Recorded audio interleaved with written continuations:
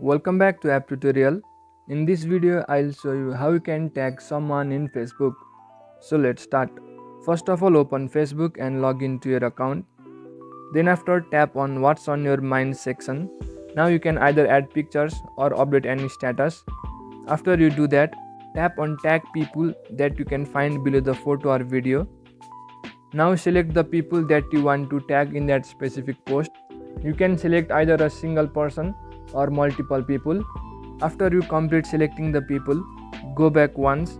Then you'll find the changes on the top of the status screen where it will show your name and also say with the people that you have tagged. After you have successfully updated your status or uploaded photo or video and selected the people that you want to tag, tap on post on the top right side of the screen.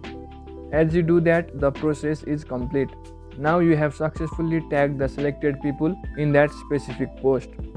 So in this way you can tag someone in Facebook.